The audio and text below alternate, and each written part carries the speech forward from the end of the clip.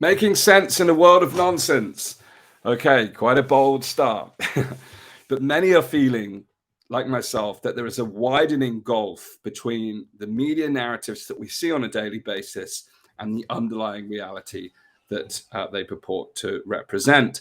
Accordingly, trust in traditional media is eroding, but with such a vast ecosystem of alternative media outlets and the increasing cancel culture and censorship, how then can we possibly make sense of reality under these conditions? To explore how we can make better sense of the world, we are joined today by Alexander Beiner, who in 2018 co-founded Rebel Wisdom, an alternative media and events platform that grew to over 250,000 subscribers and became an influential node in the systems change, personal growth, and sense-making communities. He's one of the executive directors of Breaking Convention and the author of the upcoming book, The Bigger Picture: How Psychedelics Can Help Us Make Sense of the World. His work explores how psychedelics can be used to elicit sustainable cultural change, the complexities of psychedelic capitalism, and for psychedelics becoming mainstream. He also looks at the differing beliefs and value systems that affect psychedelic culture. However, we're not here to talk about psychedelics today. In this episode, we're here to talk about sense making, starting with what is sense making and why learning how to deepen our sense making is more important now than ever before, why sense making is so much more than just critical thinking, how grand narratives, loss of trust in institutions, algorithms, and differences in value systems are creating a crisis of sense making, and how the emergence of ideologies have become a barrier to understanding reality, and how changes in our culture have led to a war on truth. We'll also explore the importance of shared sense-making, coming to an understanding of the world together, and developing a set of practices to deepen our own individual ability to better understand an ever-complex world around us. We'll also explain the details of the final Sense-Making 101 course. I had the great privilege of taking part in the Rebel Wisdom Sense-Making course not so long ago, and as Rebel Wisdom are coming to an end, this is the final opportunity to take part in their 7-week course hosted by Ali and David. You'll receive tuition from leading thinkers, cognitive scientists, philosophers, and mediators. It's designed to give you the skills you need to improve how to make sense of culture, media, and be able to see the bigger picture. Throughout the course, you have the opportunity to learn easy to apply skills to improve your mental flexibility, your discernment, your self-awareness, working in small groups to put what you learn into practice as you're learning. I had a fascinating experience. You'll hear in this episode today of some of the breakthroughs that I had within the course. This is your final opportunity to take part in the course, and we've arranged a special discount for our Elevate audience. You can use the discount code ELEVATE10, Elevate_10 with a capital E at rebelwisdom.co.uk/sensemaking101 to sign up for the course, which is taking place from Wednesday, the 14th of September, 2022. So take your opportunity to check out the course. It's your last opportunity to join the Rebel Wisdom Sensemaking 101 course. And you can also join us on Monday this week inside the Elevate Network, where we have a special event where you have the opportunity for a taster session for some of the sense-making tools and practices that you'll be able to learn on the course. So you can join us on Monday night at 8 p.m. with Ali at danastingregory.com/sense-making. That's danastingregory.com/sense-making to join us for a one-off taster session ahead of the course that begins on Wednesday.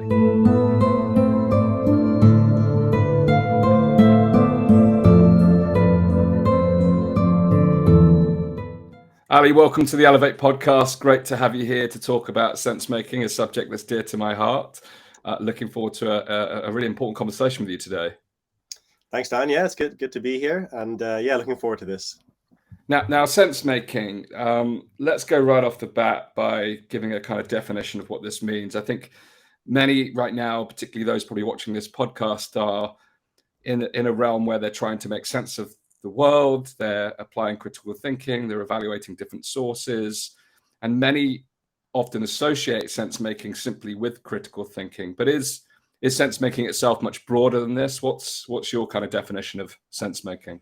Yes, so that's a really good question. What is sense making, and actually why use a different word than sort of critical thinking?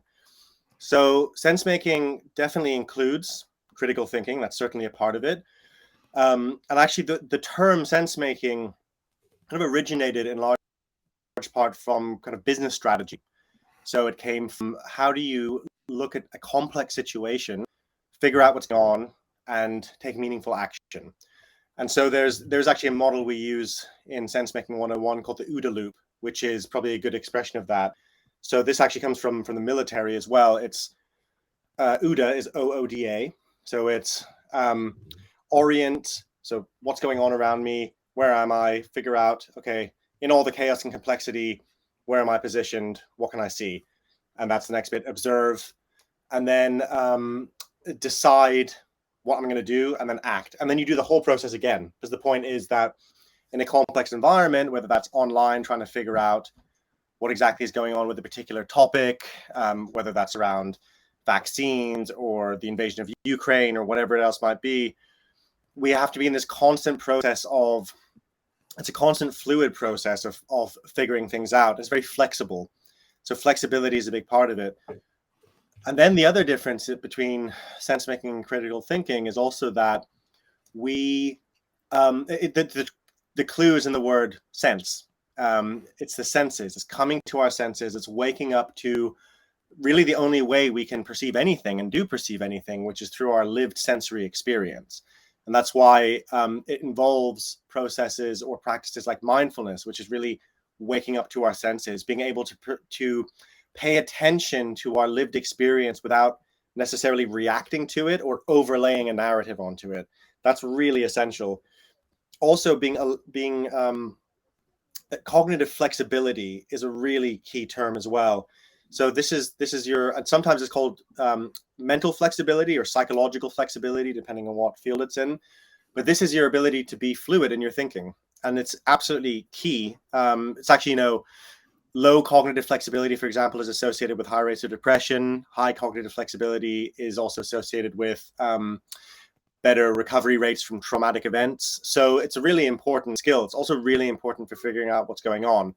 And then this is the kind of the third and final part of, what is sense making. I think a huge part of it is also, and this is borrowing language from John Vervaeke, who's a professor of cognitive science, University of Toronto. It's about breaking your frame on reality and making new frames. So if you imagine that the way that you are perceiving the world and any given idea or situation or political policy, anything, is through a particular frame of what's possible and what's not possible, what's good and what's bad. And so practices like dialogue, where we or like inquiry, which we practice on the course, and it's a big practice for me personally. That's a kind of a talking meditation. This kind of process of coming together and having a conversation where we're not trying to convince each other of something, but we're actually starting from the place of, I don't know. I'm really curious about this, and I'm starting, like we do with a scientific inquiry, from a position of not knowing. Maybe I have a hypothesis. I maybe have a few threads of hypothesis, but then we kind of come to truth, the truth of our experience together. That process is a process of breaking your old frame and then putting on a new one. So it's like taking your glasses off and observing them and going, okay, that's skewed, that's smudged, cleaning them a little bit, putting them back on, new frame. But you don't just do it once, you do it all the time, because you don't ever just have the magic frame that just gives you everything you need. Maybe in peak moments of mystical experience, people have a moment of big reframing, but you always have to come back and integrate that into your life. And it's the process of breaking your frame on the way you see the world and making a new one, a delicate process, because you can also put on a frame that's narrower and gives you less insight into something. If your frame becomes everything that's wrong in the world can be explained by social justice theory, or everything that's wrong can be explained by capitalism, or can be explained by X, Y, or Z. You're narrowing your frame so that anything outside of the frame that contradicts it just doesn't fit into the way you see the world. So the most important aspect of sense making is the ability to widen frames and to be able to be flexible with, and ideally I call it flipping, picking up a new set of glasses and being able to wear that and go, oh, okay, this is a framework of someone who's really into Marxist theory, and this is how they see, and I can see and feel what they feel if I look through this lens. Now, I don't need to adopt that lens. I have my own lens, but a bit like when you go to the optician and they when they're trying to actually see what your eyesight is, they have this kind of like crazy contraption, and they like layer lenses onto each other, and it's like better, worse, better, worse. It's a bit like that. So you want to have as many of those different frames and lenses as possible without being overly attached to any particular one. So that means we're more, that helps us to thrive. It helps us to feel much more connected to the world. It helps us see more of the world.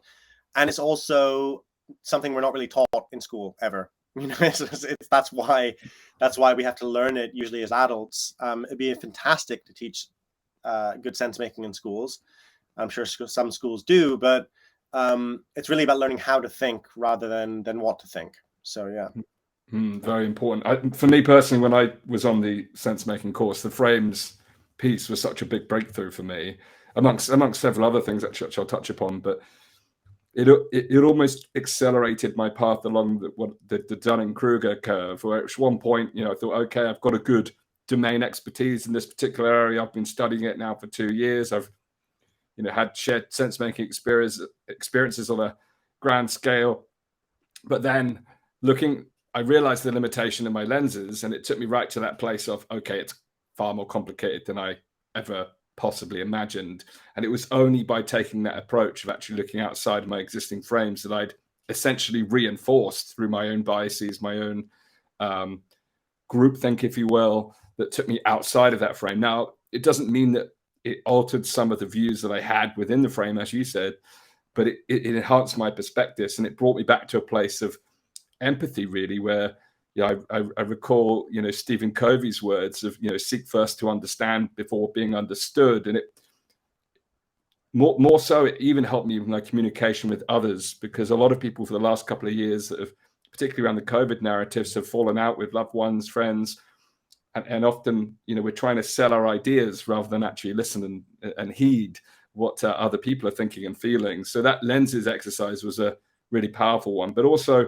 taking it out of the mind and into the body, that the mindfulness and actually sensing our physicality, because if we're in a state of overwhelm, it creates physical ramifications, and as such, we don't perform at our best. Our cognitive function doesn't perform at our best, and if we're trying to make sense of the world from a lower state of physiology, then certainly my experience of doing so is produced flaws in my thinking and flaws in my decisions, or inability to make decisions, or leading to procrastination in those physical and emotional states. So it really took me, myself personally, I'm glad you answered the question the way you did, because historically I was one of those people who really thought it was just as critical thinking.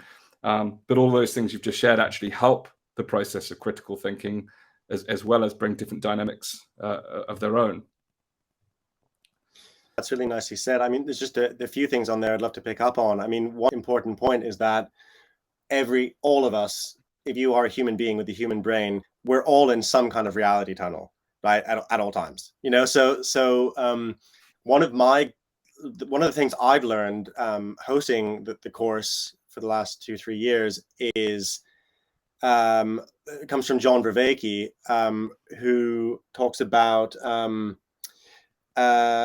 well, firstly, he's got a few different things I love, which is looking to your senses rather than looking through your senses. So that point you just made around this kind of embodied process that we get into, it's really rich, because in the one sense, when we're really angry, we are really feeling our body and we're like pumped up, but we're not able to take a step back and observe the fact that we're angry and notice how that's changing our sense making, because whatever state you're in is changing how you make sense of the world. So if you're really hungry, you will read a news article differently than if you're not. You might be more like us and them about it. You might be more pissed off about it.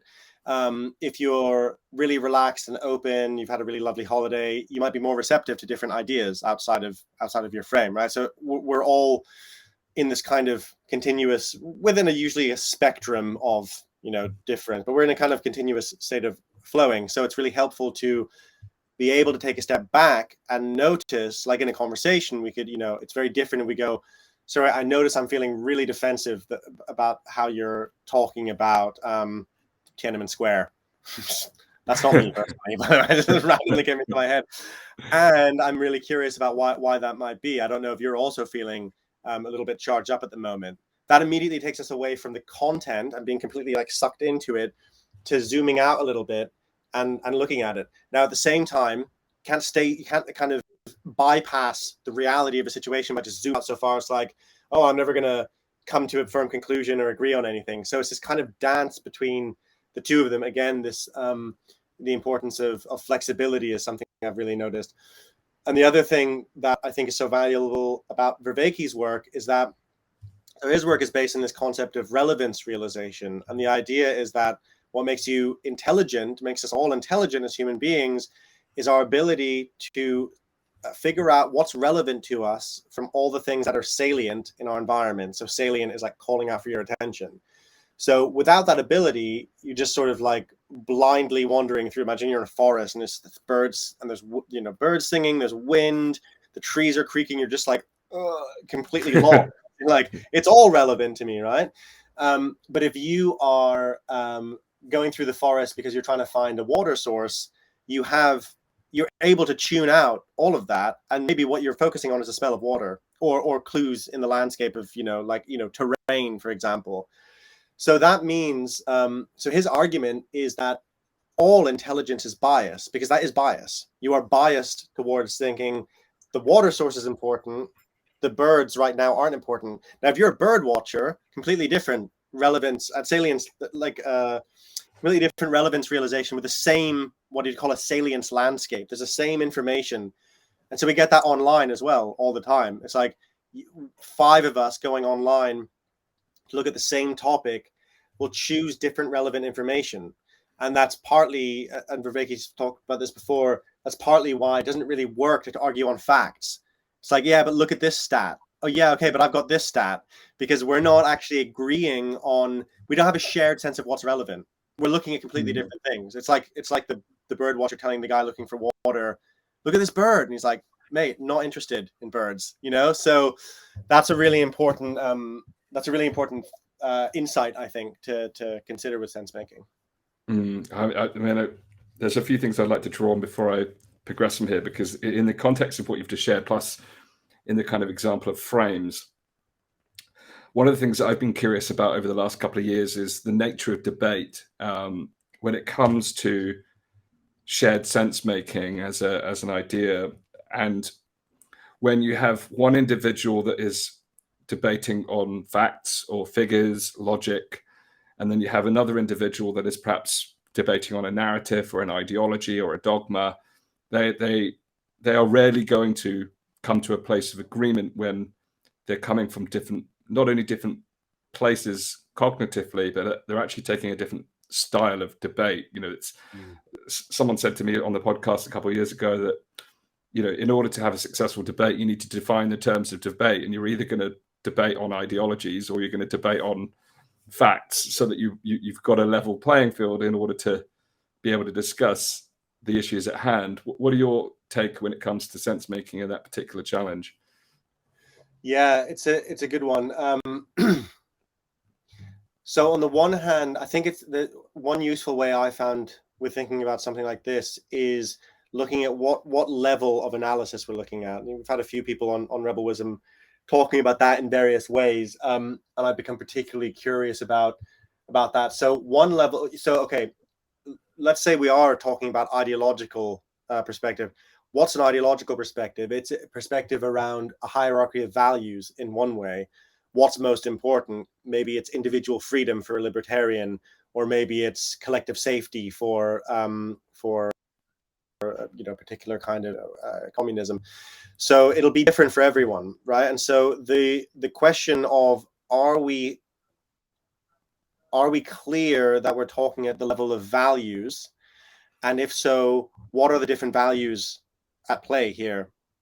In fact, my friend Peter Limberg wrote a really influential piece some years ago called "The Mimetic Tribes of the Culture Wars," that might have been not have been the exact title. I can't actually remember now, even though I've referenced it so many times. But the idea of mimetic tribes is the idea that we don't just really have left and right anymore. We do, but we also have, perhaps more importantly, many different ideological tribes, each of whom have different value systems, and that's where a lot of the battle lies.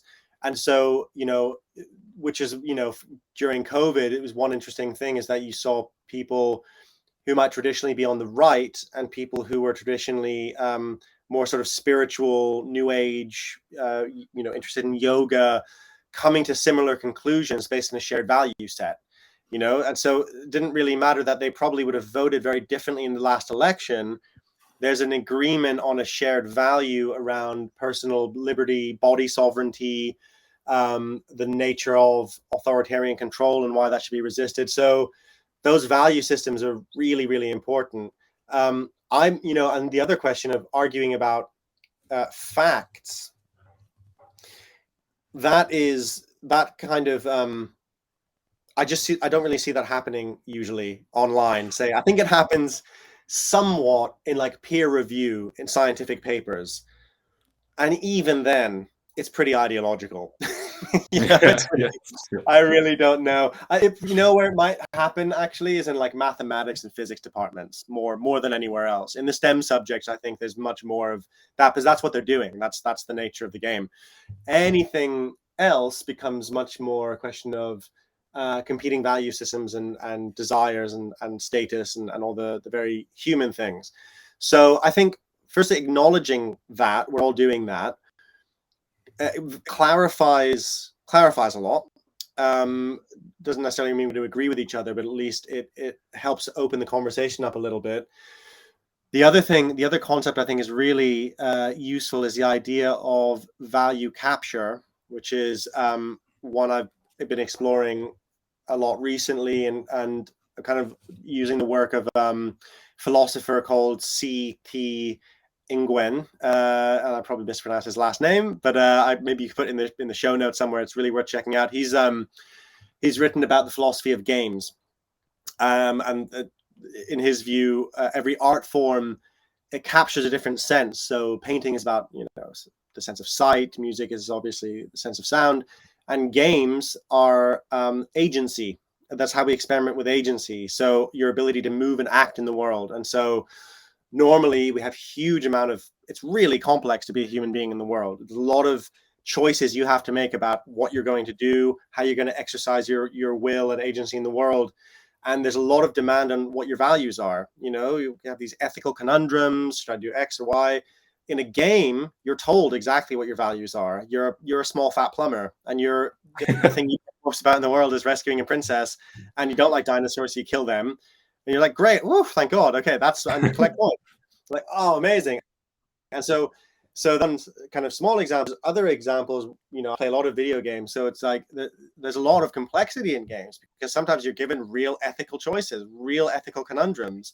The game The Last of Us, which they're now making an HBO show out of, probably has, without spoiling it, probably has the best ending of any TV show or game I've ever seen because of this nature of the level of like choice and like God, sticks with you for days. You're like, the choice you make or the choices you don't make. So that is really interesting, if you think about games in terms of agency.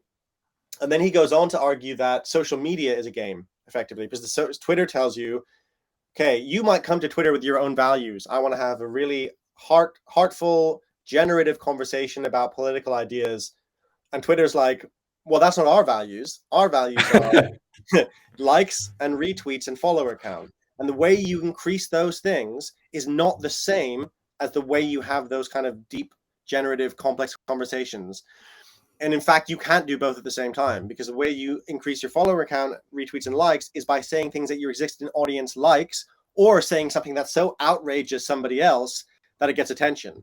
So what you get is sort of like confirmation bias and outrage, kind of, and that's how you gain status, and that's how you win that game. The fact that game is so closely linked to and not just Twitter, also the fact that those are so closely linked to the way we come to truth together and find information is hugely problematic. a massive issue that a lot of people that we've had in Rebel Wisdom, like Tristan Harris, who used to be a Google ethicist, and Daniel Schmachtenberger and Jamie Wheel, but many other people have talked about at length. So that's worth checking out if people want to really deep dive into that.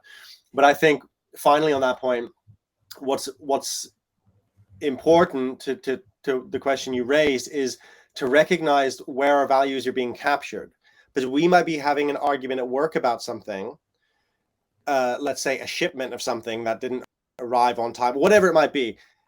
We might be having an argument that is an argument defending or on behalf of the values of the company or the organization we're in. That might not be our values, because we might not care at all. Yes.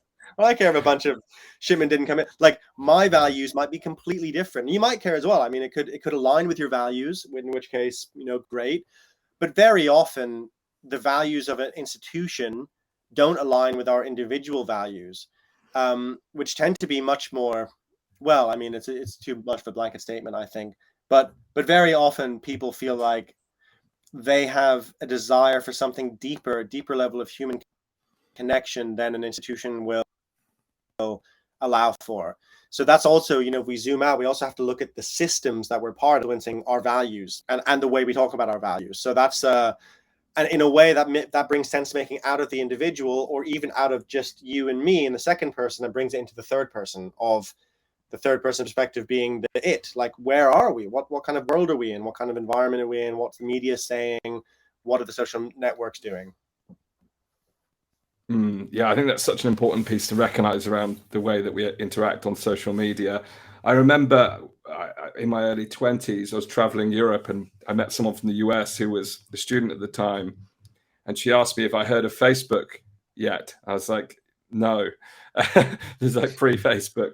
And she showed me on the screen what it was. I was like, oh, this is going to be fascinating. And then when I first downloaded it, I think there was a very brief time in history where it would chronologically show you the posts of the people you're connected to. And I may be wrong on that point, but I think there is still almost a latent belief that, social media is showing you the things in order of what your friends and family and connections are sharing, but it's very much not. The algorithm is not wired to do that.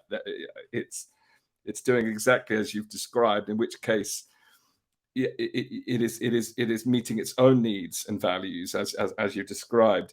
But I think the values point is so important, because I think we underplay that. I think there's a couple of things that stand out for me. Really, it wasn't until I went through a conscious process 10 years ago in 2012 that I became self-aware of my own personal values, to the point where I could articulate them, write them down, but not just be aware of my personal values, be aware of how I'm living them, and almost like a hierarchy of values. So what's most important to me, and something that's maybe of a lesser of importance. But what it showed me is how certain relationships are stronger when there is a values alignment, or certain things become easier.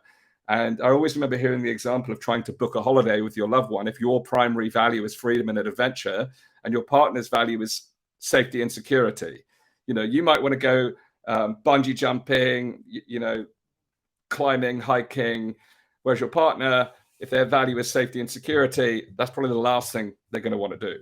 They may break that value. They may still have adventure and freedom, etc., in the hierarchy of values, but that value disconnect means that their life's experience and the lenses they see the world are going to be vastly different. But we don't consciously, when we enter into a debate on Twitter, stop to think, I wonder what that person's values are. Although we probably can, if you step back and start to imagine putting on a different set of lenses, you probably can start to see what some of their values could be. But I think it's such an important process when it comes to our own sense making, but also when we extend that to discussion and debate, because it helps to understand the context much more broadly. Yeah, it's such an interesting question. You could maybe zoom out on Twitter and figure out what someone's values are, but it'll also be quite difficult, just because of and this is another point. I interviewed and put out a piece on Substack with a woman called Catherine D, who's works in technology, but she's sort of I would say she's an internet sociologist, and she didn't complain when I called her that, so I think it's probably safe to say. And she said it's really obvious, but it bears repeating. In terms of the internet, the thing that most people get wrong, or most commentators, is that the medium is the message. So the fact that you can only do a certain amount of characters on Twitter, or the fact that Instagram is image focused, changes the conversation. Like, it is the conversation. The conversation becomes about short, punchy takes. That's the conversation. So it's quite difficult in that, for example, to actually discern values. And you get people, people are forced to do like a big Twitter thread if they want to go into any kind of depth. And it's like, because like you kind of pointed to, values are it's quite difficult to tap into what are our values. It's quite a different, one of the best ways to stump someone, which I've noticed in myself, and I've noticed it facilitating retreats, is just asking someone, what do you want? It's like, yes. It's really like, yes. For many of us, it's a real process of getting very clear and then feeling confident enough to really declare what we want, because there's a lot of baggage around it. There's because we might not get what we want, and therefore then we have to figure out what am I going to do if I don't get what I want? How far am I willing to go? That's just one aspect of it, right? What if somebody else wants something different? Like in the example you gave about the holiday, it's like then it kind of goes into the necessity, which is another really core aspect of sense making, of how we make sense together. Like, how do we arrive at enough of a shared sense of relevance around a particular topic? And it doesn't have to be that we agree on the topic, and nor should it necessarily. It's not about kind of kumbaya, we're all going to discuss global capitalism and then we're all going to agree at the end of it. It's not. It's much more, we're at least going to have a sense of shared relevance. And that's partly why coming to the human level of lived experience, of our emotional reality, as well as the ideas level, is essential, because that is our shared experience. Whatever else is going on, our shared experience is always our shared humanity. And that's the baseline. And so if we start from a point of shared humanity, then we get to a really different place in the conversation. And in fact, the differences in ideology and the differences in values become less important, because there's an underlying foundation of a lived human experience, which we're basing it on. And that's really the point of making sense together, as well as tapping into a sort of hive mind. Like, we can't figure everything out by ourselves. It's not possible. It's not how human beings work. It's not how we've made culture. It's not how, it's just not how we do it.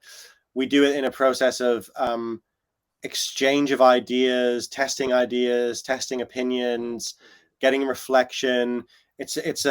And also the fact that we have different skill sets, abilities, and insights.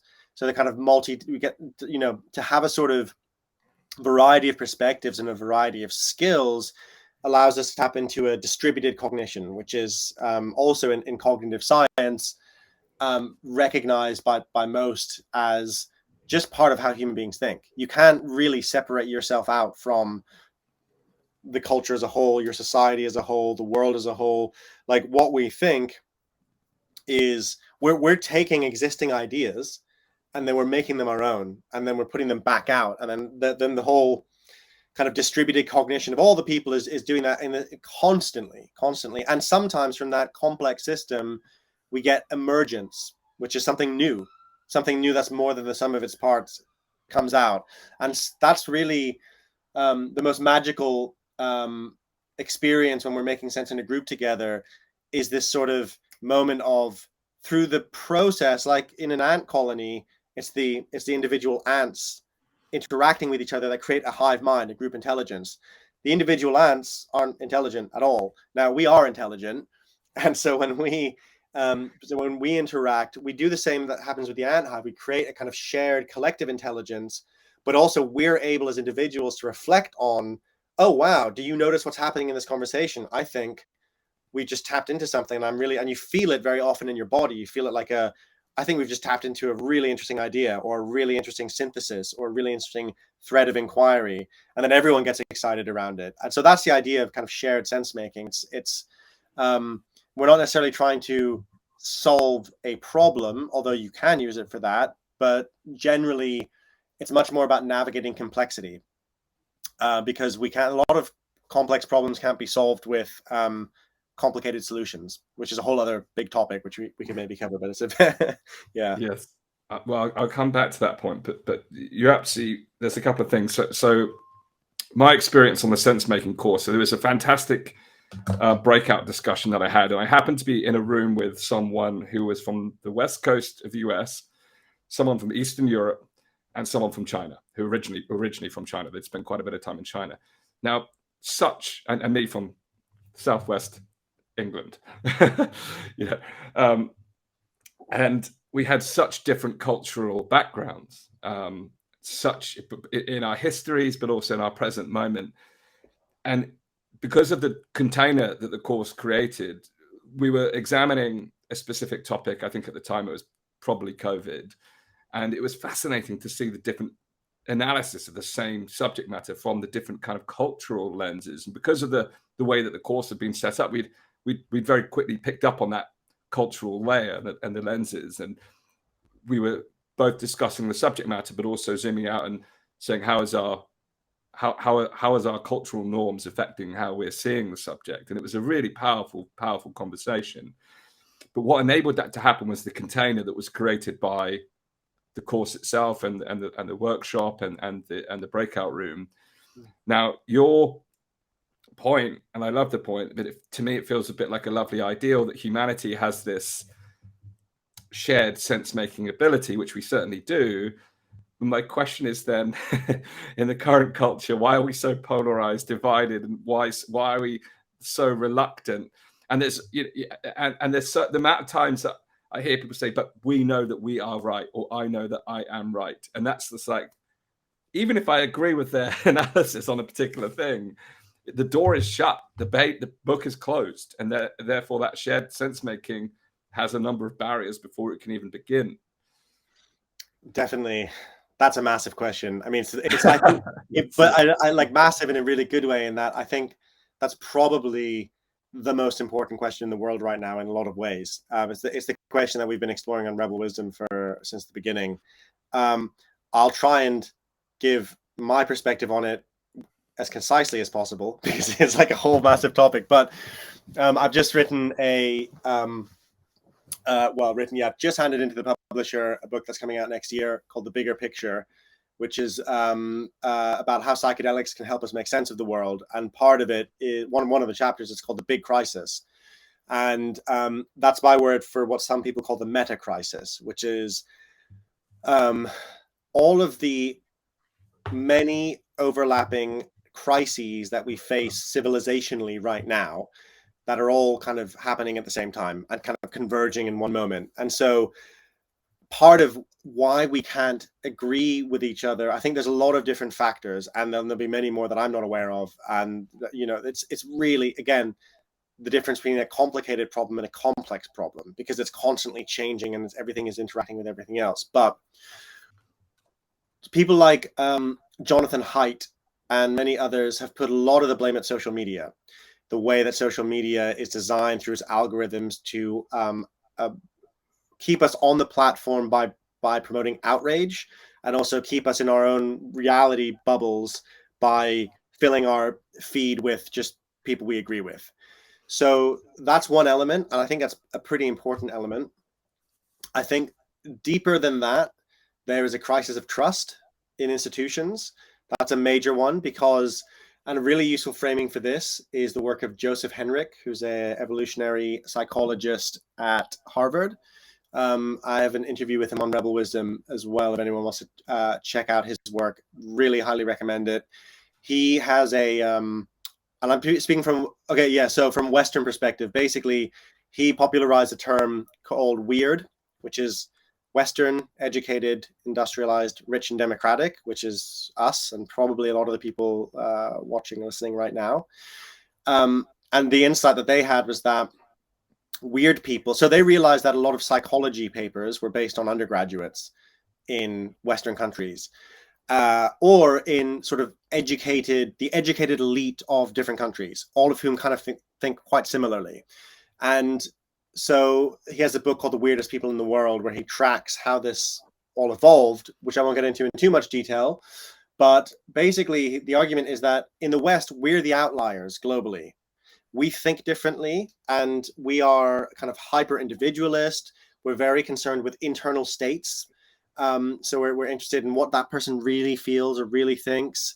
And another aspect of us is that because we're so individualist, we outsource our trust to institutions much more than other cultures. In a lot of other cultures, you're within a network of obligation and different family relationships. And so you don't have, you know that if you're connected to someone within that network, there are consequences for them doing something bad, because their reputation will be damaged. There tends to be more focus on shame, which kind of carries through families. It doesn't just affect you, it affects someone else. Our weird cultures are more associated with guilt, which is like the difference being that if you don't go to the gym one day when you were going to, you might feel guilty, but you don't feel shame, because if your neighbor found out, you wouldn't be like, oh God, the unbearable shame of it. My family is now going to be stigmatized and ostracized. It's different, right? It's much more individualist. The reason I'm bringing this up, and really the key point of this, is that, so when I read Henrik's work and then talked to him about it, he kind of confirmed this. It was like, I was like, basically our trust in institutions in the West is not a nice to have thing that keeps the social fabric together. It's definitely that. It's way deeper than that.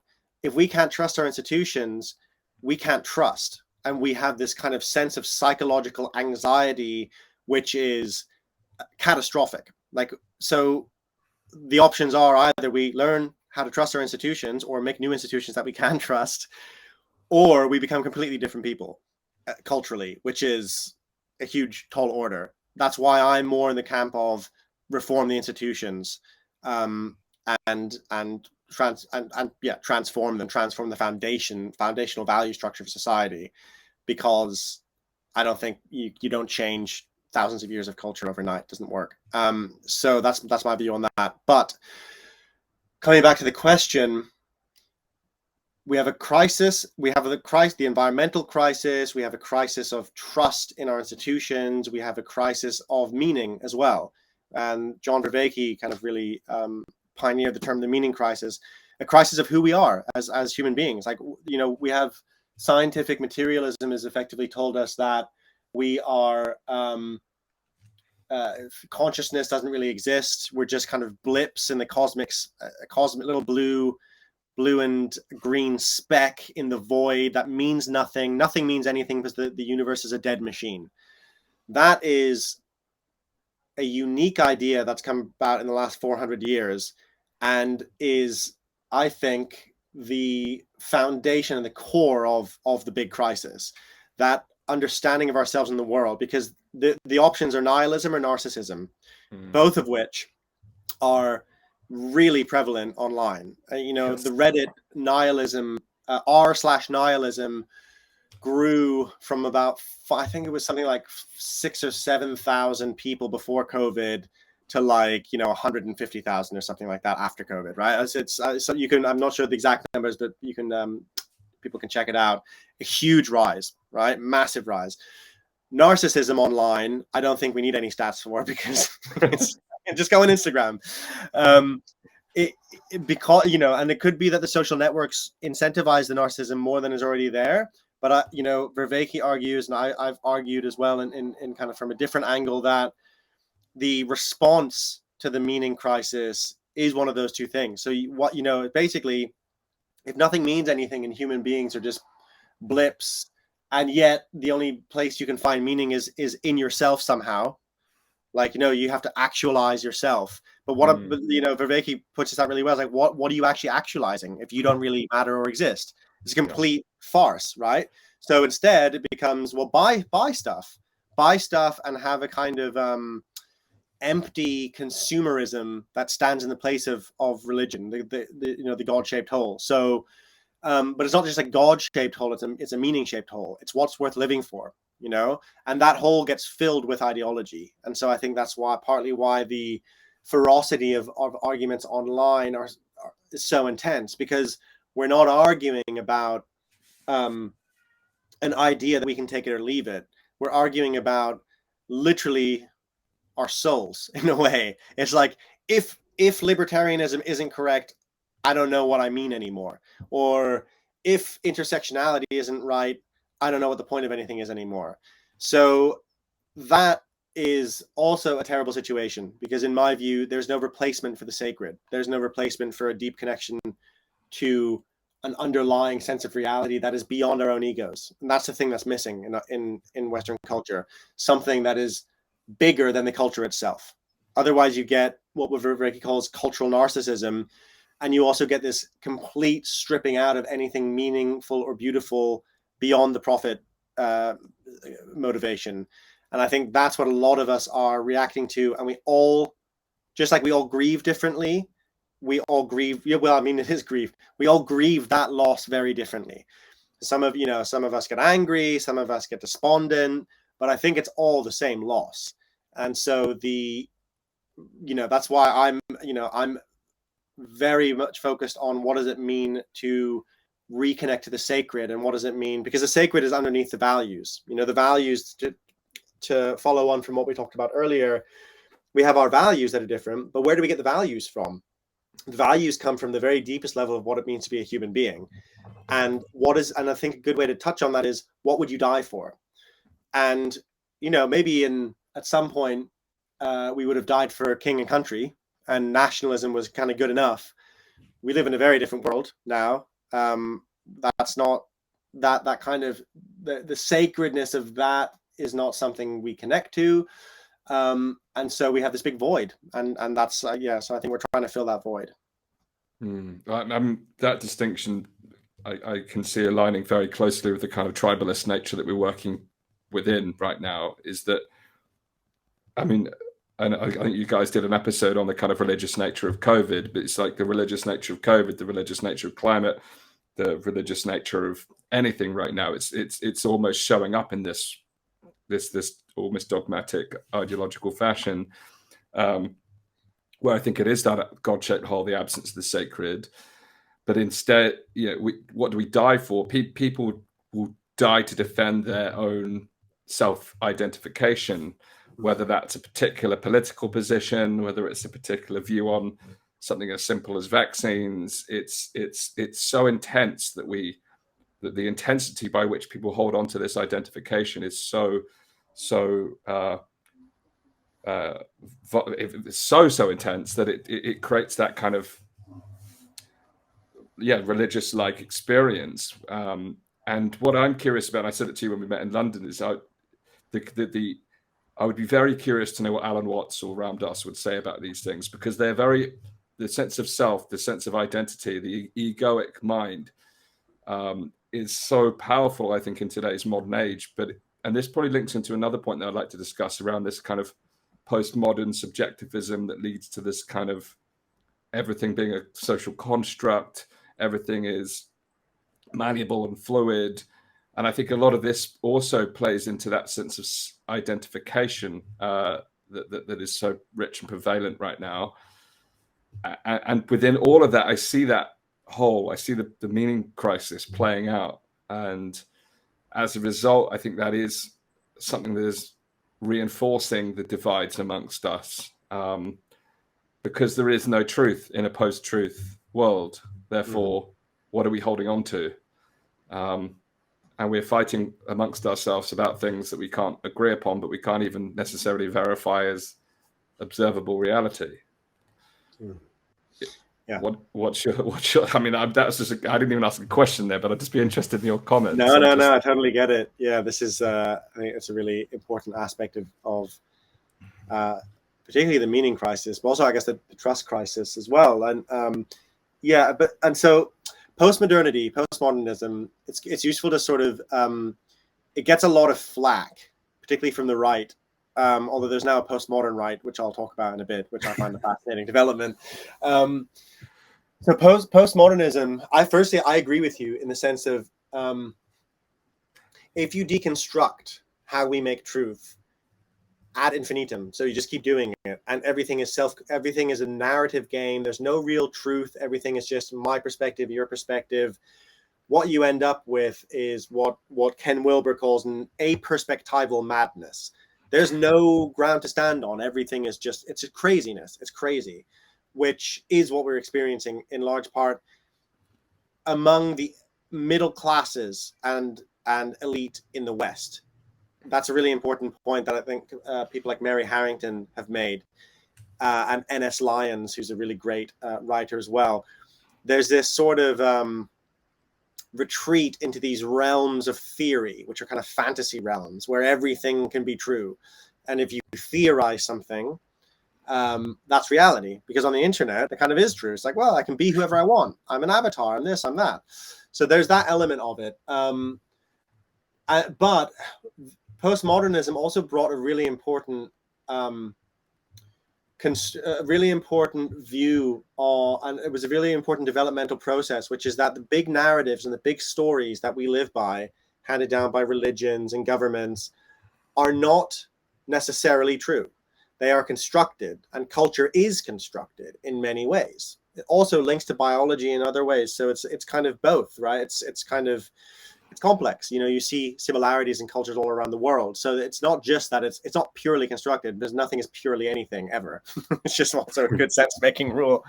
And even that is not purely true all the time. So it's just kind of an infinite regression. But so the idea that we need to deconstruct those grand narratives is a really important one.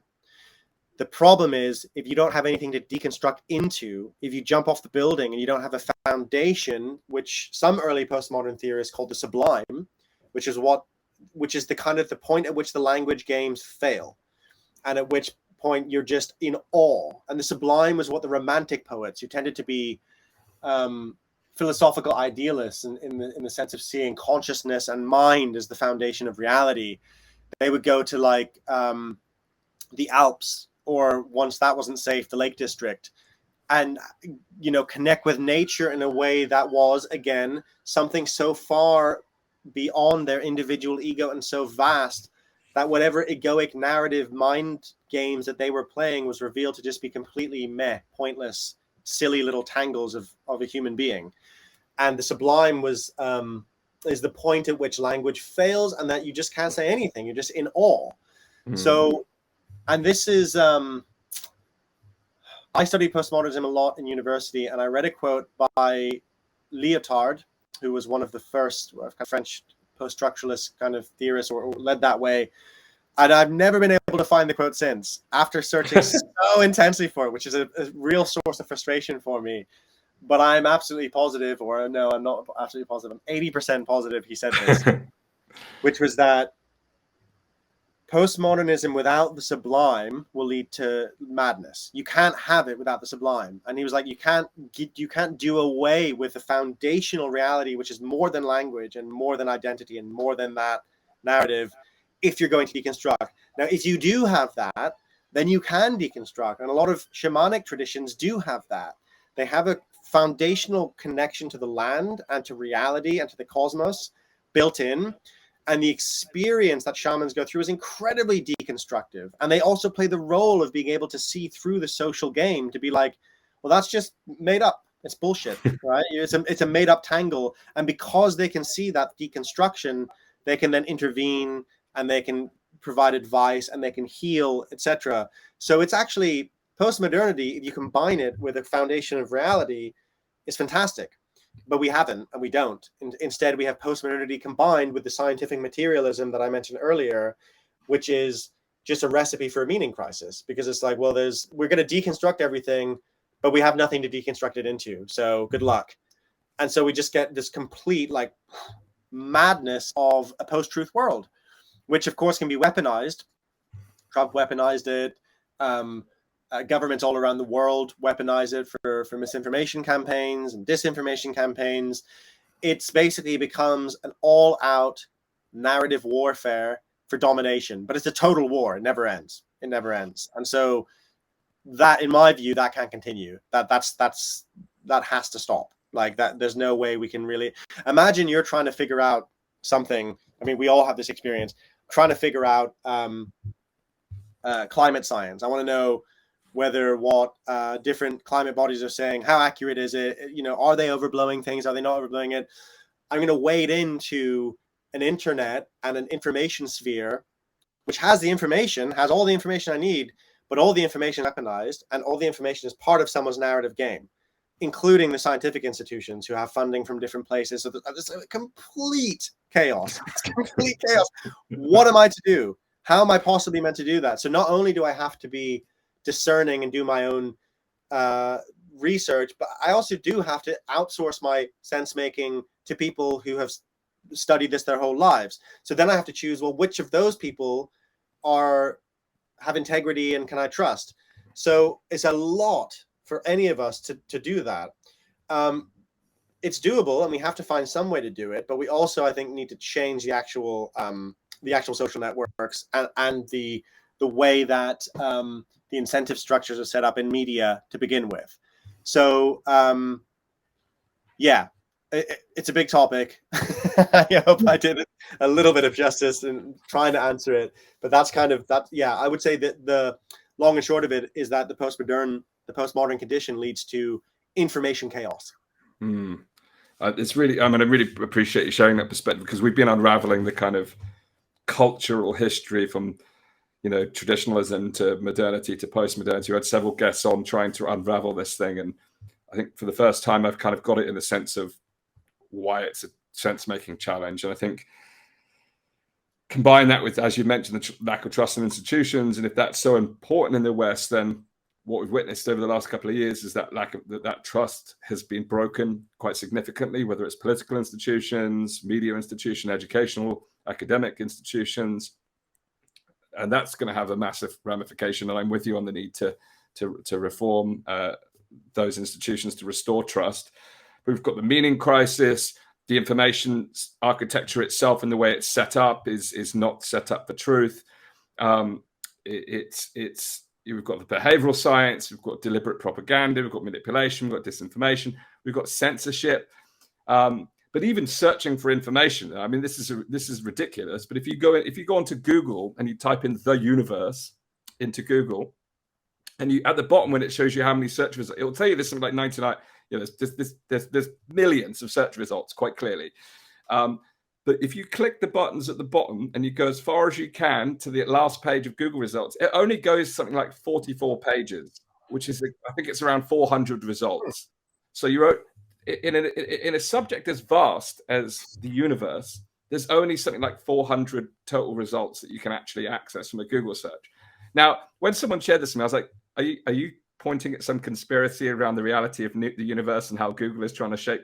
And they were like, no, it's just the way I wanted to point out how information is selected by Google, because you can type in The Simpsons and the same thing happens. It will give you something like 400 results. But how does Google determine what the most top 400 results are going to be for any given subject?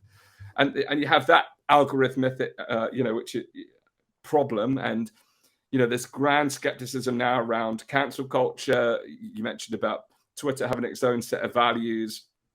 This to me does feel like a war on sense making. It's grand narratives playing out through social channels, which amplify all of the things that we've just talked about, reinforce them.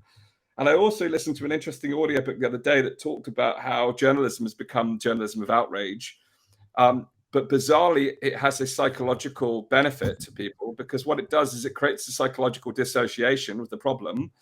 And it actually gives people a sense of psychological safety by having a sense of an outside adversary. So externalizing a problem, someone else is at fault, whether it's left or right, it's COVID or it's climate change, the externalization of the problem itself, but then the outrage caused by the journalism is actually a way of creating psychological safety for the individual, which is just mind-blowing, because that is so contrary to, I think that was in a book called Them. I'll look it up. It's about the idea of us and them. I'll reference it in the notes. But to me, all of these things lead to a point where sense making itself becomes incredibly complex, because even if you've lost trust in it, I'd like to touch on this. If you've lost trust in the media institutions, you're then presented with this information ecology of independent media, where the discernment, we become the guardians of truth.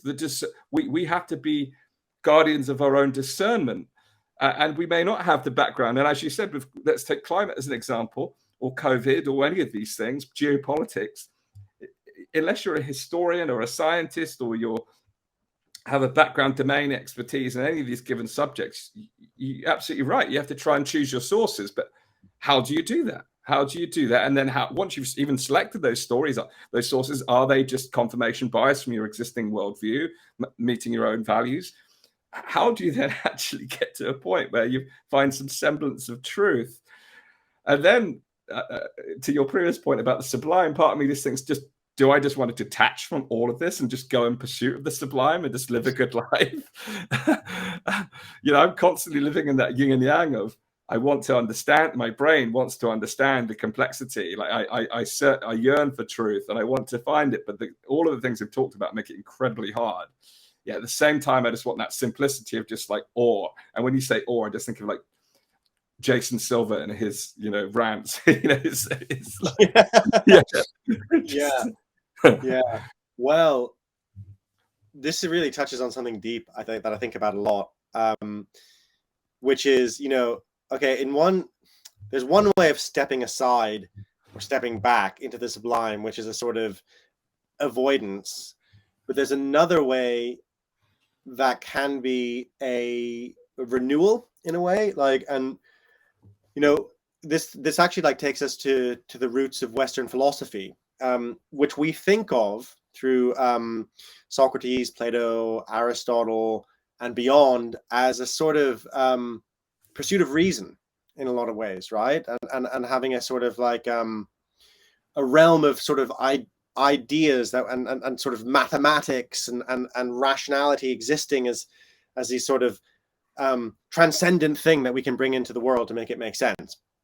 Now, one of my favorite thinkers and writers is a classical scholar called Peter Kingsley, who I actually think is one of the most important living thinkers at the moment, and one of the only people who haven't managed to get for Rebel Wisdom because he doesn't do interviews, which makes me want to speak to him all the more.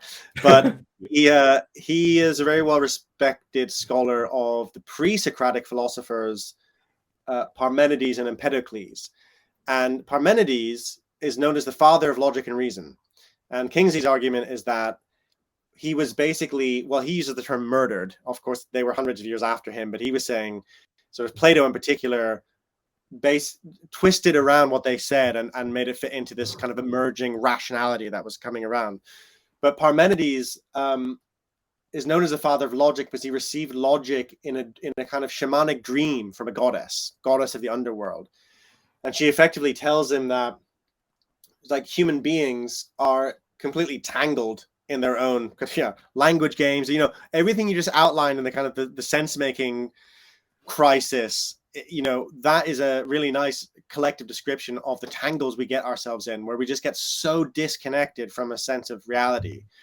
And she tells him basically, none of you mortals have the metis, which is like this Greek word which means cunning and wherewithal, and like metis is what like a potter has to make a pot, or a charioteer has to be able to be sort of have the skill, and also like wherewithal is a word we don't use in English much, but it's like a good translation.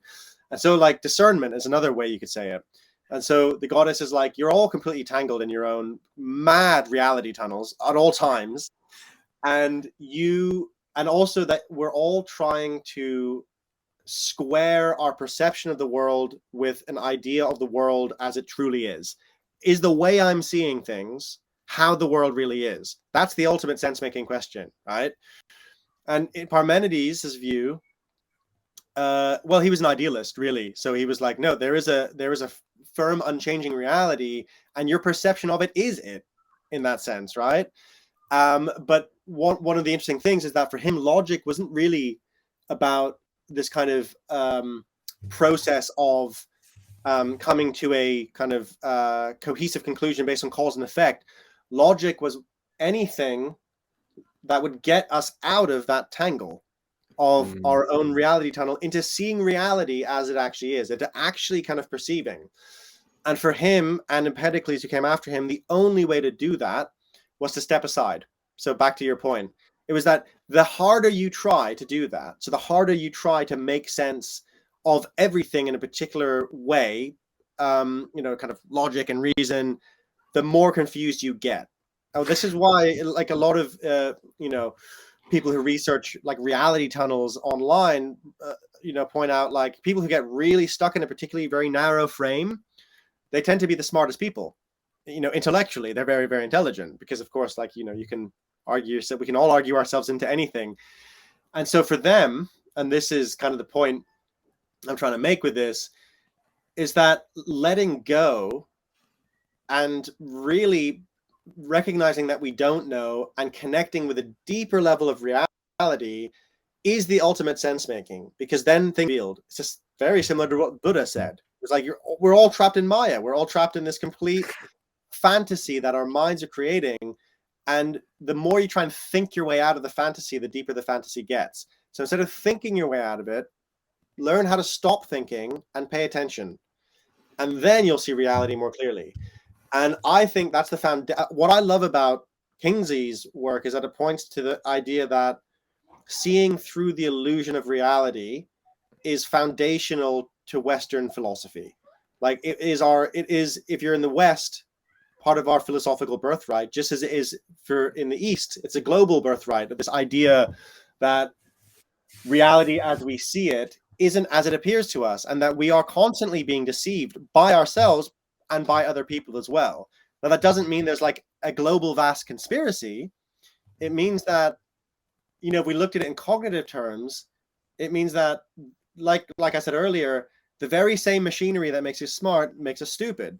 So we're kind of tangled. And so we have to learn how to break frame. We have to learn how to let go of the old frame and really open ourselves to a new one. And that's why mindfulness, inquiry, collective kind of dialogue practices, obviously psychedelics, but we don't use those in Sensemaking 101. But, very well held, reverential and safely done use of psychedelics, we know from all the research and just anecdotally over the last 20, 30,000 years, helps us break out of our frames. Getting high, Viveki points out, actually, the word getting high, zooming out and seeing things from a higher perspective, right? So it's kind of in the language. So I've now forgotten your original question. Oh, no. But yeah, so the idea of stepping aside is actually one to really inquire into. Like, what does it actually mean when we stop trying to solve the problem and we stop and we recognize, like you just did, like, I think that's actually a place we start very often in like looking at sense making, is like, we have to start from the point of like, it's a complete tangle. Like, yes. Instead of trying to sort of go in and untangle different bits of it, there is something really important about taking a collective step back and going, okay, this is such a tangle that we need to think completely outside the box. Again, that's just another way of saying think outside of the existing frames we have, because sometimes things get so tangled that you can't untangle them. And I think that's our information landscape may be something like that, where we need a really radical reevaluation of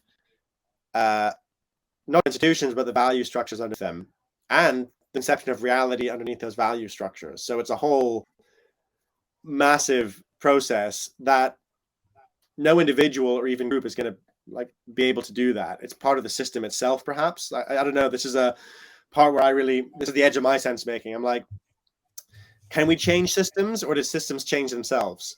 It's a really interesting theory of change. It's like, can you change the world? Can good sense making change the world? Probably makes it much better, and it's a really important endeavor. But also, it might be that it contributes to something in a complex system that then where something new emerges, and whatever that might be, we don't know, but it happens. We're living through the Enlightenment right now. We're living through the remnants of what happened 400 years ago, where we had an awakening that helped us get out of the yoke of the church. Thank God, right? That was really quite constrictive. We weren't able to think outside of their frame, and then now we're constricted by the Enlightenment. Now we're stuck in Enlightenment thinking, and particularly Descartes' thinking, where mind and matter are separate. So now we need to break out of that somehow, and God knows how that'll happen. But I think part of engaging in sense making and being interested in this is inquiring into, well, what's next?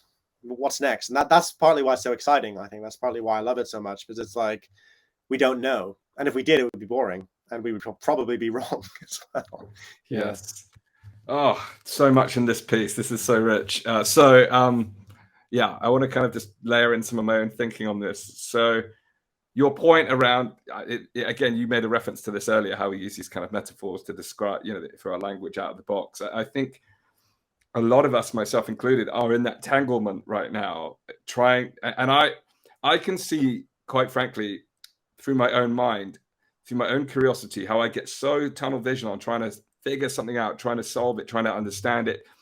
And I'll go deep onto one tunnel, but then I'll zoom out and go, okay, now I see the interconnections, and I'll go find that. And it's just this ever expanding map that never, ever gets any smaller. My team know full well how much I want to explore the whole map, but it's almost like you'll go 360 seeing the whole map and you're back to where you started. It's like getting lost in the forest. You're like, I've been looking everywhere and I'm exactly where I started.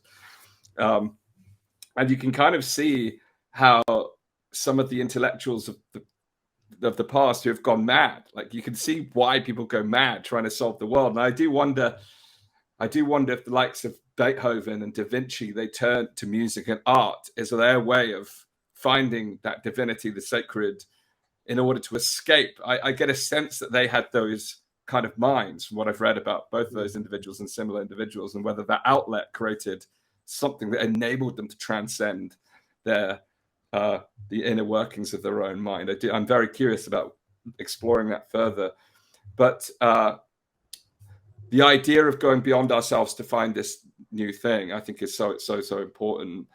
And I was reading about the French Revolution, and there was there's lots of mechanics around the French Revolution, but there's a piece that I think is really interesting, is the emergence of the public sphere, the cafe culture that emerged, where people would meet to have these kind of shared sense-making experiences outside of the grand narratives of the predicament that they found themselves in. And it started as this small, very much backroom start of conversation, but it expanded and expanded and expanded to be this whole culture. And through this culture, it actually broke free of the kind of constraints of the kind of existing stories that the culture was speaking into. And obviously there's a lot more to the French Revolution than simply challenging the existing storylines. But I think there is something to that. And it feels like now disconnecting from grand narratives, disconnecting from the social media systems that kind of keep us constrained in that entanglement, ever lost, to find, and I can see why you've written a book on psychedelics, based on everything you've just shared, because I think that is an interesting tool set that can help us go beyond our current thinking. In fact, I captured this, I'm going to read it because I captured this quote this morning from Terence McKenna. Psychedelics are illegal not because a loving government is concerned that you may jump out of a third-story window. Psychedelics are illegal because they dissolve opinion structures and culturally lay down models of behavior and information processing. They open you up to possibility that everything you know is wrong. And to me, that is like the removal of the veil, the illusion of reality dissolving. And I think in that there is some magic that will enable us to see something that perhaps has always been there, or to create something that's off the page of life as we know it. And I appreciate the psychedelics are one route to having that experience, and there are many others. And as we've gone through this conversation, we've laid down some of I've felt it viscerally as we're talking about some of these challenges: the loss of trust in institutions, the information ecosystem, the way that the social media systems are coming up.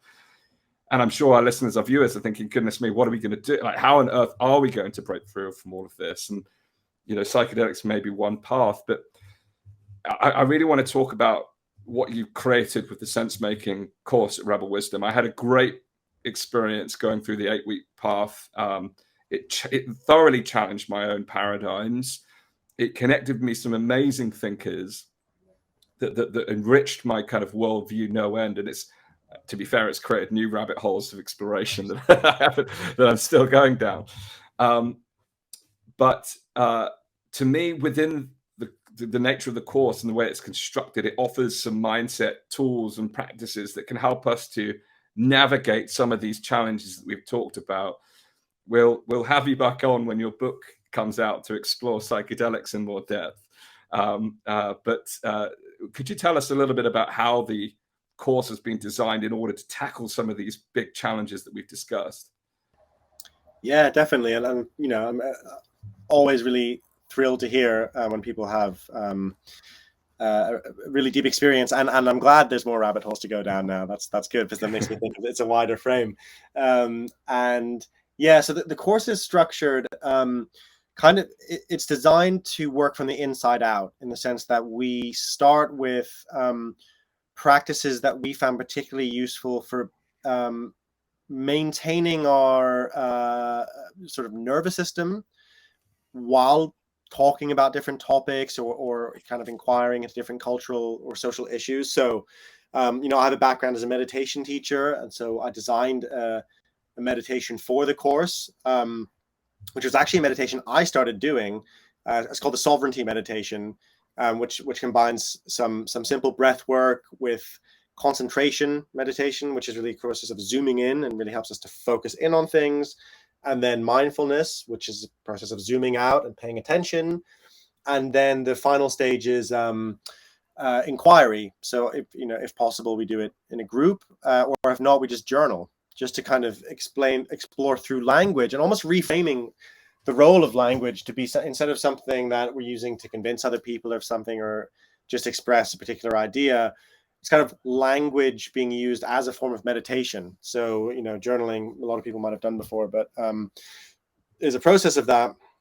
And inquiry is another really core practice that we use, which starts to move towards a little bit the other practices we use, which are kind of relational, because we look a lot at how to make sense together.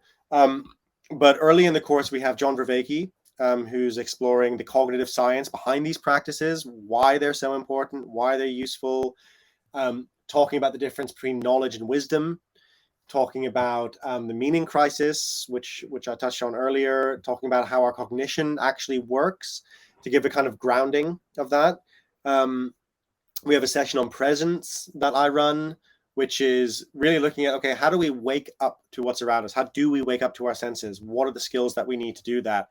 And kind of reframing meditation from just either a personal growth or firstly spiritual or personal growth pursuit, to recognizing that both of those are vital, but also understanding that meditation is really core skill. Mindfulness and awareness and concentration are really essential for our discernment in the information landscape. We need them, and we need them to be able to connect with each other properly.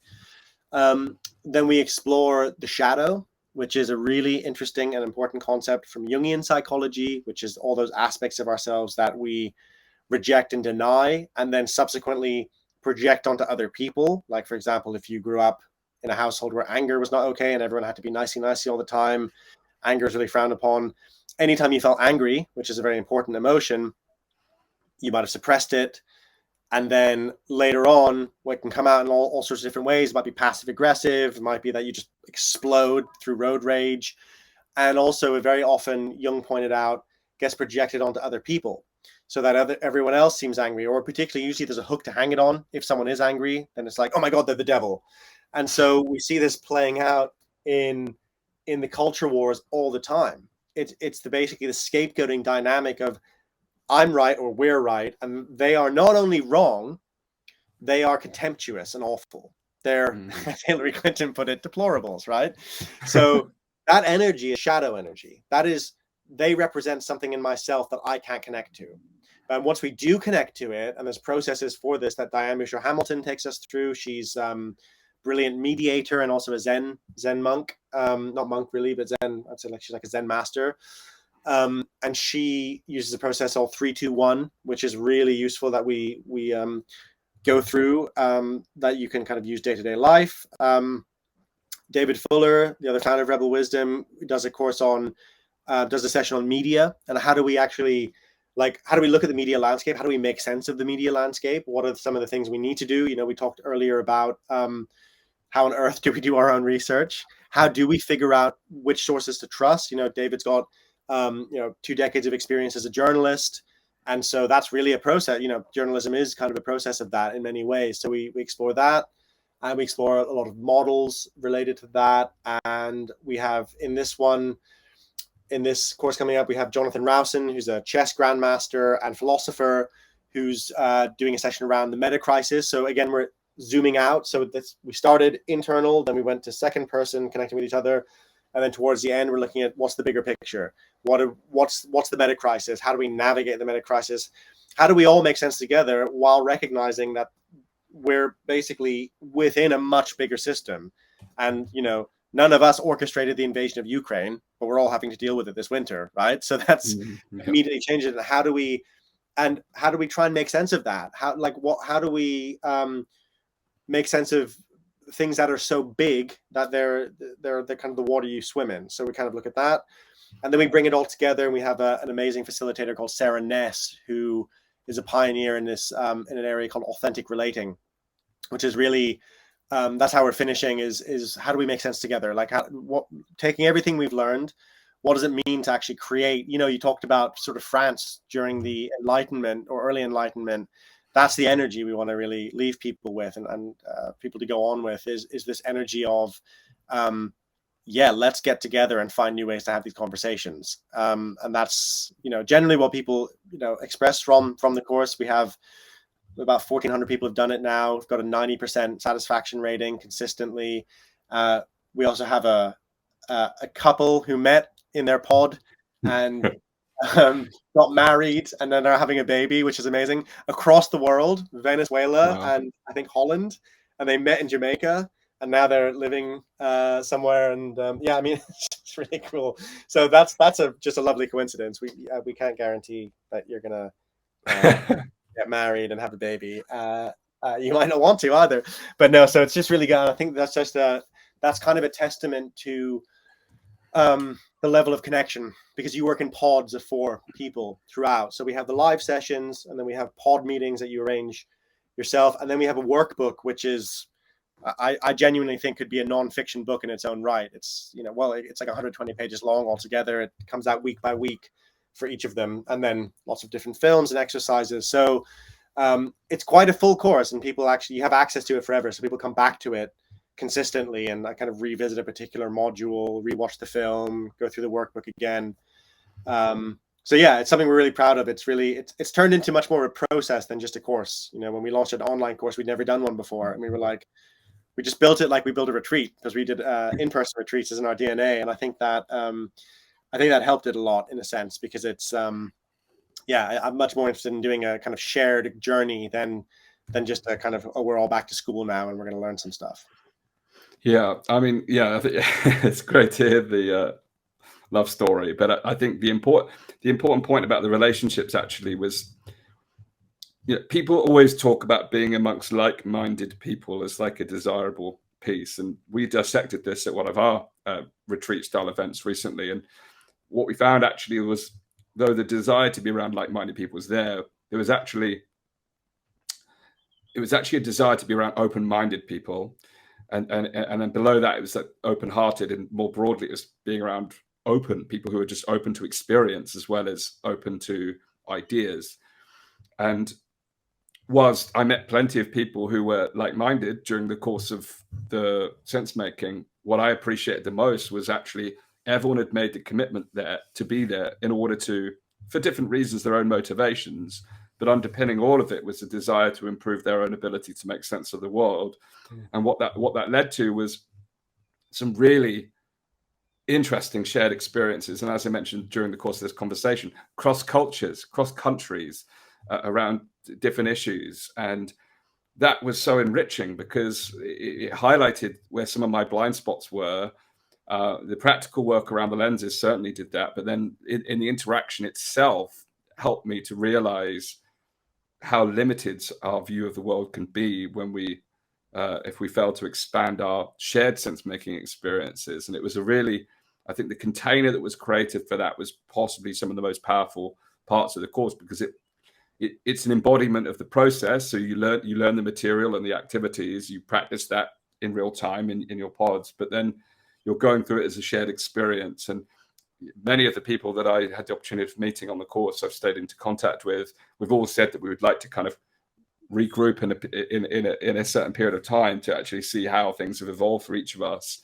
And to me, it's one of those courses where, like, there's certain there's certain transformational events I've been to over and over again at different points in my life, because I've changed, my life has moved on, and therefore the material at the event relates to me differently. And I feel that that would be the case with Sensemaking 101. However, it's your last run. It's as we mentioned in the introduction, your Rebel Wisdom, Ali and David are going separate directions on new projects. So this feels like a unique opportunity for people to take part in this experience at this time. And I know you're discussing possible ways for it to continue, but I think in its current form, it sounds like this is a great opportunity for people to be part of the last Rebel Wisdom version of the course. Yeah, absolutely. Yeah, it's the 8th one we've done, and nice round number. Also, bittersweet, but there's also a kind of energy and excitement around it as well. And also kind of, because of that, we're also bringing in some bonus content, because we've had different facilitators throughout, the last 3 years almost. So we're going to bring in some of the best of kind of make videos available of that, just to tap into what has been like an enormous wellspring of insight. I feel really lucky always kind of hosting and listening to these brilliant both brilliant thinkers and then brilliant facilitators, and most of the time both. It's been a real joy for me to learn. I feel very privileged in that. Like, it's just been really like it's really changed how I see Sensemaking. Had we recorded this 3 years ago, my understanding of Sensemaking would have been very, very different. And so it's been a really wonderful process to be with people, like you said, all around the world, and just seeing the level of care and insight and kind of shared. Yeah, that's the thing. You're absolutely right. I think that's part of the magic, is that everyone's different, but there's a shared interest always, by virtue of having signed up for the course, of improving Sensemaking. So there's a real level of openness, I would say, in everyone who comes. Yes. Now, so for people to sign up, they can sign up now. It's starting on the 14th of September. Is that right? Wednesday. It runs Wednesday evenings at 8 UK time. And that's exactly it. Yeah, it's there's the website. Yeah, Elevate. People in the Elevate network get 10% off as well with the discount code, which is case sensitive. Very important. So and I'm really looking forward to it. It's about a week, less than a week away now, just under a week away. So we're getting everything ready, and looking forward to kicking off. Yeah, well, I'm certainly, as someone who's been through the course, happy to endorse the course. It's been, given what I do here on the podcast, it's to me, it's an essential part of my toolkit. So I'd like to invite members of our audience, our network, to join the course. You can go to rebelwisdom.co.uk/Sensemaking 101. The team, Ali and the team have kindly created a 10% discount for us, which you can use the code elevate_10. As Ali mentioned, it's case sensitive. If you're on our mailing list, you'll certainly get a copy. You'll get the links and the code. So I encourage you to check out your emails if you're watching this now for the links. But also, we are running a taster session on Monday, coming up this Monday with Ali, a Sensemaking taster event, where some of the practices that you've discussed in this episode will have the opportunity to actually sample, as well as ask your questions about the course, about Sensemaking more broadly, perhaps some of the conversations that we've had here today. So you can also register for that event at danastingregory.com/Sensemaking. That's going to be on Monday night at 8 p.m., where you'll be able to meet with Ali personally and take part in some of the types of experiences that the team will be taking you through on the Sensemaking course. So it's my invitation for you to join us on Monday, and then the course will begin on Wednesday. And again, that's rebelwisdom.co.uk/Sensemaking 101. Be sure to use the discount code to take advantage of the kind offer from Ali and the team. So it's an exciting time. It's an exciting time to be alive. I think, the conversation towards the latter part of this, to me, is this. It's given me lots of food for thought about how I need to sometimes I think I need to disconnect a lot more from some of the things I'm just going deep on. I mean, even on a practical note, it's when you go on holiday, some of your best ideas come to you, or in the shower. There's a good reason for that, because you're detached from the material. It's been a really wonderful exploration. So much more rich than just a conversation about what is sense making. There's been a lot that we've covered in the course of today's session, and of course with a subject like this, a lot more to cover. So it's been a pleasure having this conversation with you. I'm very interested to watch the progress of your book and look forward to learning more about the material when it comes out next year. Is it next year it's planned for? Yeah, June 13th is the publication date. So it's a little while yet, but yeah, next year. Yes, and then just a little taster of what you're going to be doing between now and then. If you can, what are you going to be doing over the coming months? Yeah, well, we're wrapping up Rebel Wisdom on the 5th of November with a final event in London. And then I am developing. I'm doing a lot of work in the psychedelic space. I'm going to continue writing as well, pieces on Substack, and I have a major project that's in the works, which I am not quite talking about publicly yet, but But so I've got that as well, and then kind of preparing for the book coming out next year as well. Yeah. Amazing. Well, thank you so much for this powerful conversation here on the Elevate podcast. And again, for our audience watching at home, come and check us out on Monday for the taster session. And again, the course begins on Wednesday next week that you can join us on. So thank you again. Please do share this episode. It's been a wonderful conversation. And together we can make better sense of the world around us. Amazing. Thanks, Dan. And thanks everyone for watching, listening. It's been I've really enjoyed this. Thank you for watching today's episode of the Elevate podcast with me, Astin-Gregory, and our special guest today, Alexander Beiner. What a fascinating discussion. Sense making for me is one of the most powerful tools in the work that we do here at Elevate. I'm obsessed with looking for different ways to improve my ability to make sense of the world, including relating with others.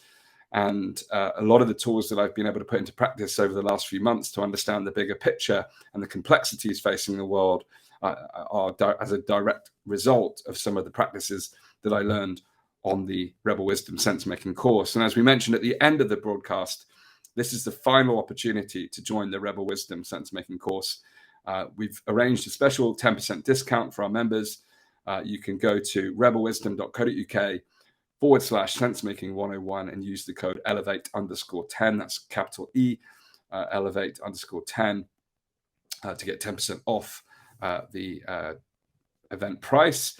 It's a 7-week program. It's a deeply enriching set of experiences. You'll meet a lot of fascinating people along the way.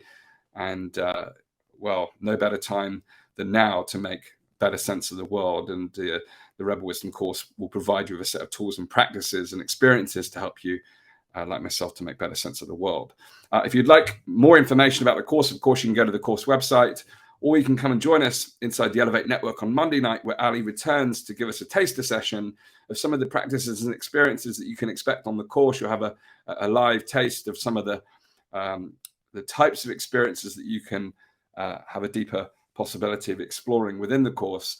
So you can visit us on Monday inside the Elevate Network, either at weareelevate.org if you're an existing supporter, or you can go to danastingregory.com/sensemaking to get all the details and grab your ticket for Monday's taster event.